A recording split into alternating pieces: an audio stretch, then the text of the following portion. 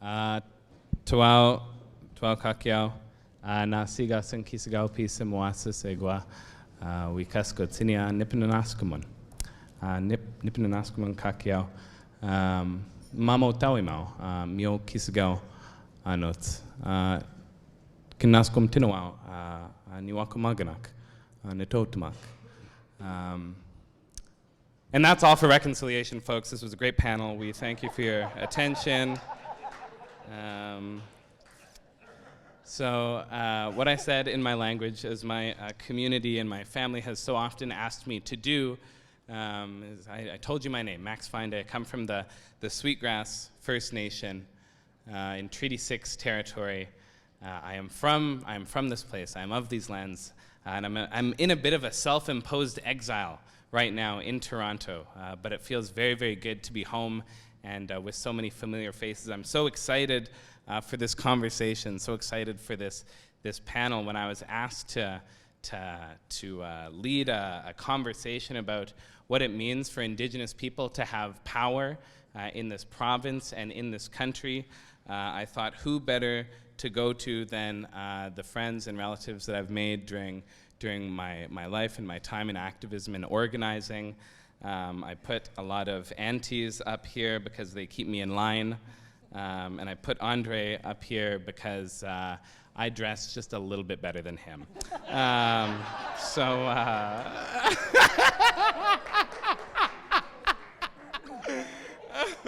Yeah, that was what we call lateral violence, friends and relatives.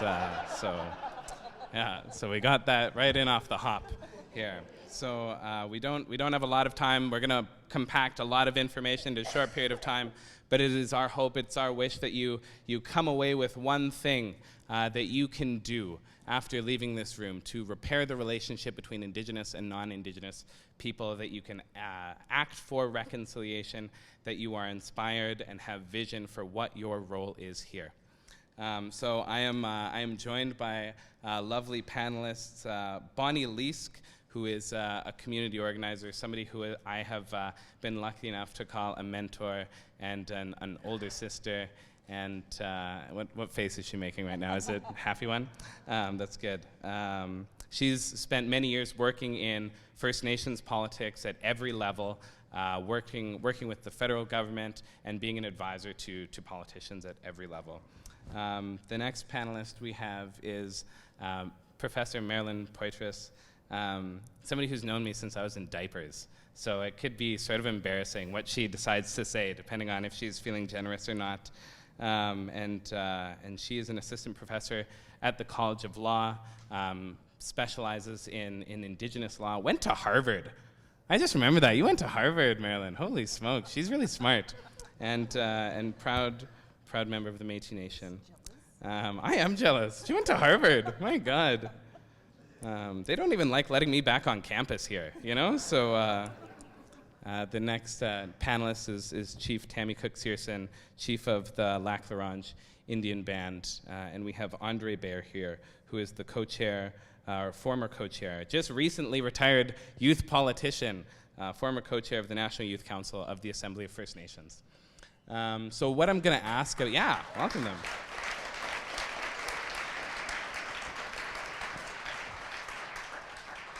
Yeah, so what I'm gonna ask all the panelists to do, and Bonnie, I'll start with you, is sort of I'm gonna start with you. Okay, I'll start with Chief Tammy Cook-Searson. And what I'm gonna ask you to do is just set the context of where you come from, the work that you do, and address Indigenous representation in politics and access to power. Okay, good afternoon.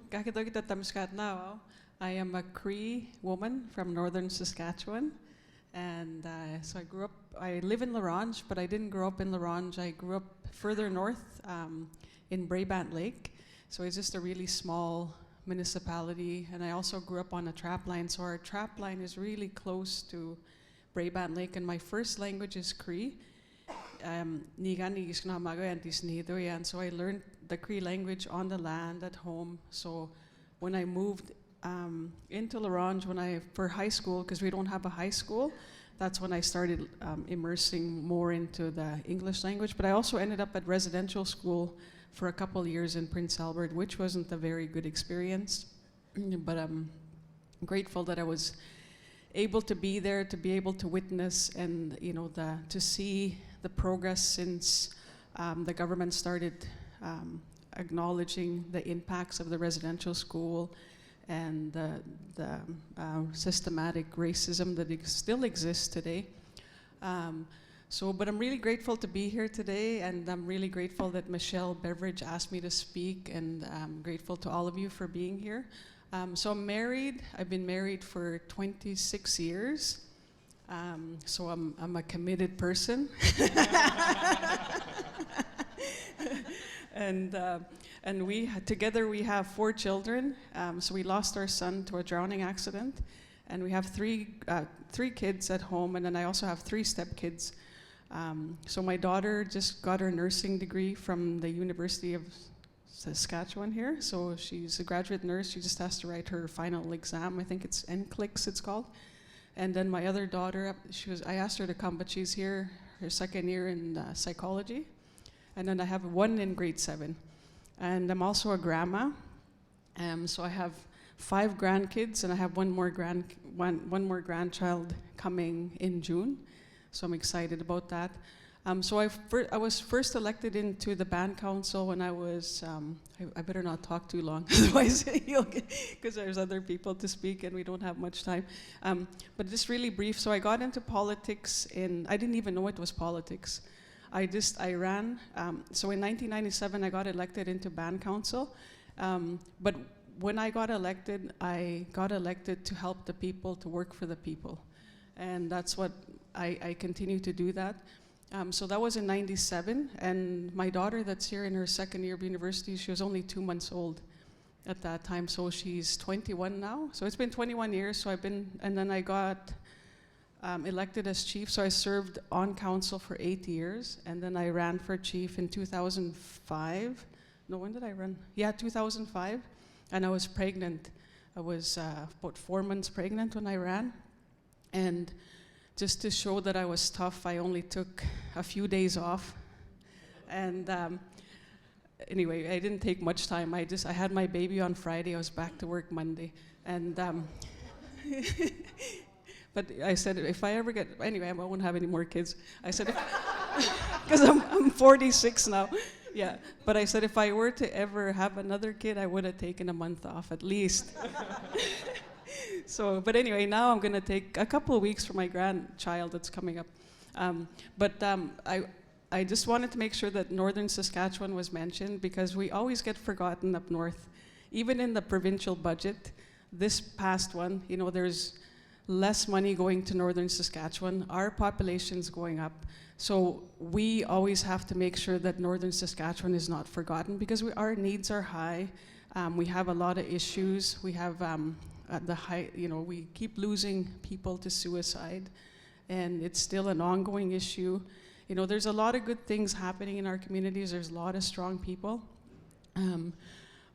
but we still have to keep fighting for the North, and we have to have a voice in the North, and we need to elect our own people into governments. But anyway, I'll just speak to that after, maybe once we get into our opening comments. But just to give you a little highlight of who I am and where I come from, and I'm really proud to be here as a Cree woman, and for you to invite us to be part of this panel, and for you to just to be here today, and it shows that you care. So I want to thank you for being here. Dinige.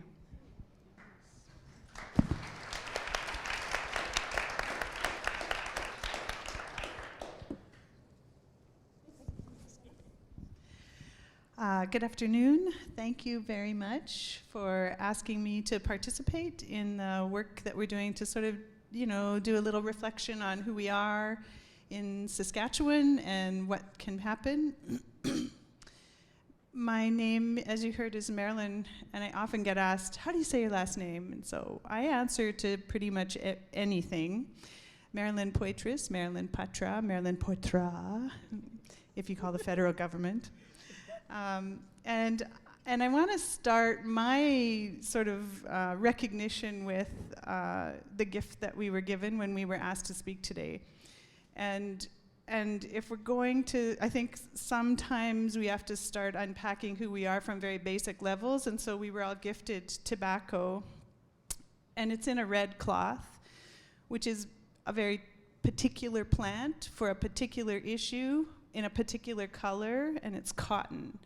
And the color is specific to a direction and specific to a spirit grandfather.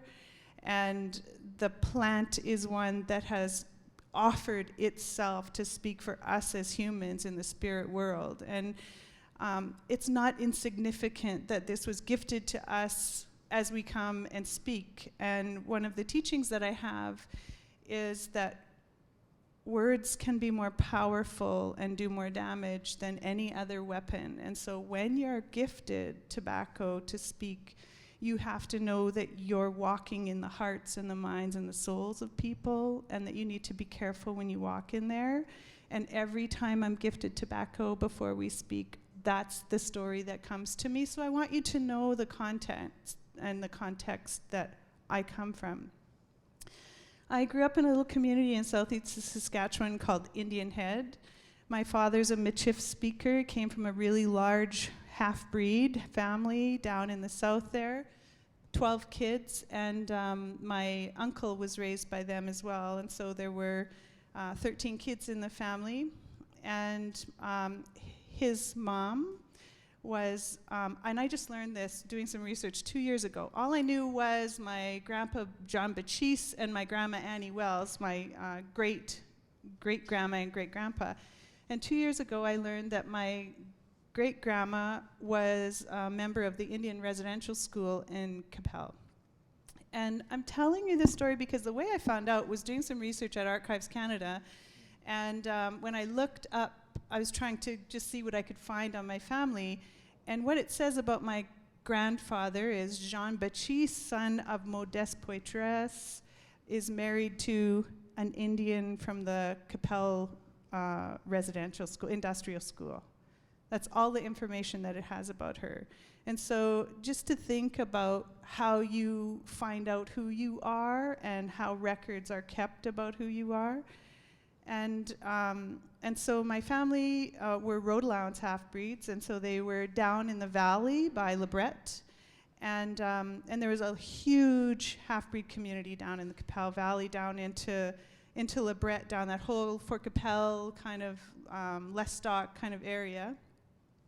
And a lot of the half-breeds were burnt out by the Douglas government. They wanted the land, and there were half-breeds that were burnt out by that government. And so there's a lot of reconciliation that needs to happen and recognition of how people have been treated for a long time. My mother is Irish, and her great-grandmother was one of the first white babies to be born down in the CTK region and down around the Assiniboine people. So I was raised in this little community and didn't come from people that were really institutionalized. I don't come from people who have degrees and went on into school. My dad said by the time he went to school, he was older than the teacher. What the heck was that guy going to teach me? And he thought the teacher was about 17 years old, and he didn't go to school till he was about 13 or 14. And he said, there was just no way this young guy was going to teach me more than I knew. So he went home and went back to work. My dad's family they were all laborers, and my aunts were all housekeepers. And my one aunt that's still living is 94 years old, and she just retired from housekeeping for 2 medical people in our community. So that's kind of the stock that I come from. My mom's family is 5 kids and grew up in the same community, and so was really controversial when my parents got together. My mom was a white kid marrying a half-breed. It was a very big deal at the time. My father was actually excommunicated from the Catholic Church because he wouldn't get married in the Catholic Church. My mom refused. So there are things that we kind of think about as a long time ago, but they're actually part of who I am and how I come to see the world.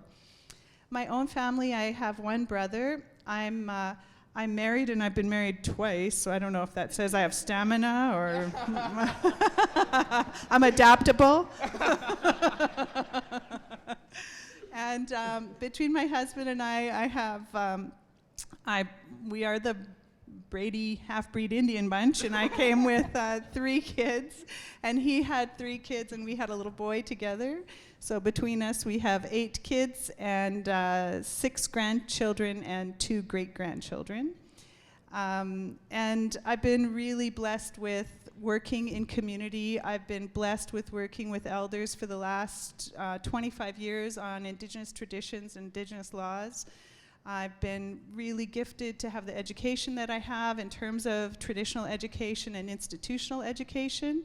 I've really been forced to figure out who I am and what I stand for. Many of you will recognize my name from the work that I did on the National Inquiry, or I didn't do on the National Inquiry, or I tried to do on the National Inquiry, and what it means to approach issues that are in our community and how we should do that in a healthy way. So again, thank you so much. I'm very grateful, and Naskaman for being invited to participate today.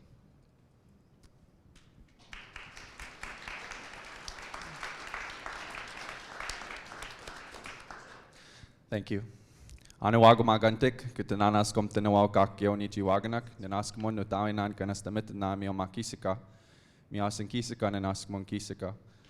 Tsigasan wapastim, kaok toti tsigasan napeo. Hello everyone, good afternoon. My name is Andre Bear. My Indian name is White Horse that walks from the east. I am currently an advisor to the Minister of Crown Relations, Carolyn Bennett, as well former youth representative of the Federation of Sovereign Indigenous Nations and former co-chair of the Assembly of First Nations National Youth Council. I want to thank Max for inviting me. I want to thank each of you for being here and for listening. I also want to thank Chief Tammy. One of my first meetings ever with a federal minister in Canada was with Jane Philpott while she was still with the health minister. And I was just elected as co-chair of the AFN Youth Council, and I was really scared. I really wanted to make an impact and have a good outcome of this first meeting that we had with the minister. And it was crazy how it happened. We were like in this huge ivory tower, Health Canada, and like ushered into this small room where they had like elders do stuff, I guess, or they had elders like do ceremonies. And then Chief Tammy walked in, and like that totally made me feel like empowered in that moment, because she's a very, very well-respected chief here in Saskatchewan. And so it was pretty amazing how she just walked in that room, and it really helped me out in that meeting. It was cool. So I'm happy to sit here with her today. Next, I want to tell you all how there's almost, I'm a little bit rather conflicted coming to speak here, and it's because I love Max so much, and I'm very happy to be here, but at the same time, I want to pay respects and homage to so many Indigenous students that are out there right now at this university who are currently in protest from participating in any reconciliation events at the University of Saskatchewan. And so why that is happening is because they believe in their treaty inherent right to self-determination on this campus with an education that they want. They believe that their autonomy matters so much that they want their own Indigenous Students Union. And so until that happens, and until those demands and those needs are met for our basic human rights to self-determination as Indian people, they refuse to participate in any reconciliation events. So I really want to thank and pay respects to those Indigenous students that are doing that. Yeah. And that's another thing that I'm conflicted with as well, is that when we talk about reconciliation, is that we are still so conditioned to think and feel a certain way about Indian people. And one of those things is as simple as the right to be who we want to be, the right to do what we want to do on our own lands. And so whether that is reserves doing self-government agreements, whether that is our reserves doing fighting for treaty rights, or students fighting for their right to govern themselves in a specific way. They have every right to do that. When who are we to judge or prevent that? And so I believe that needs to be said. And so, yeah, I'm thankful to be here.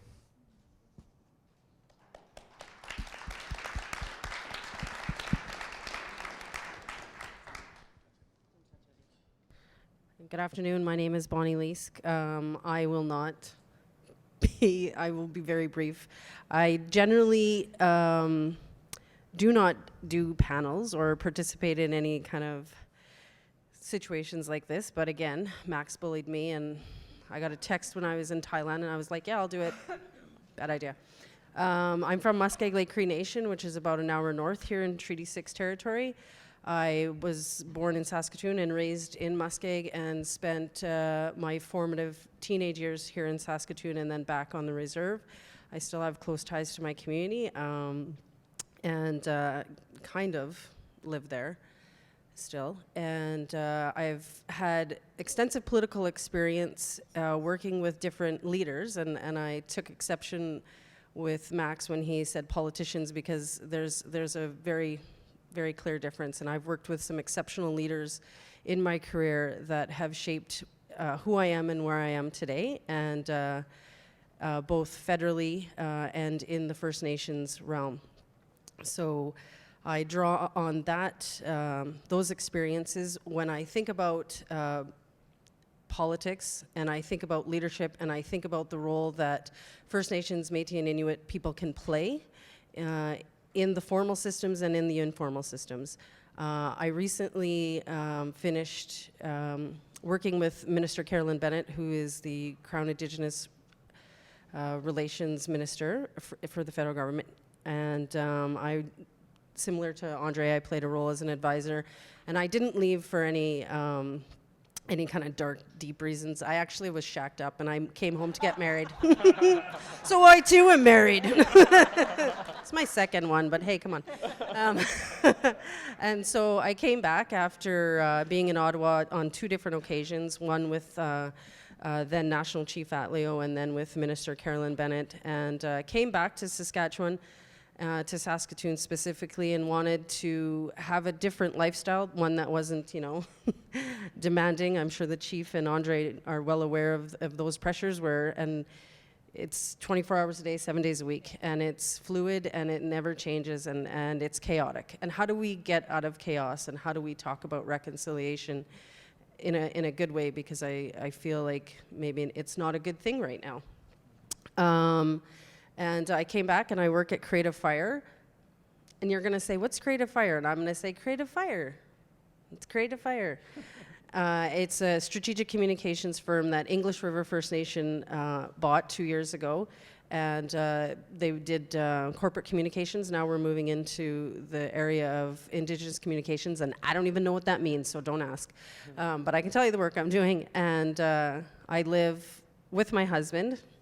Drop that, in Liske, the same as my last name, because I also have a little bit of an ego. And coming back, it was important to me because I have, my siblings are here, my sister Bev is here, and we have some nieces, and I feel like it's important that I be near them and not FaceTiming anymore, because I want them to grow up not like I did. I want them to feel proud of who they are and what they represent and where they're from.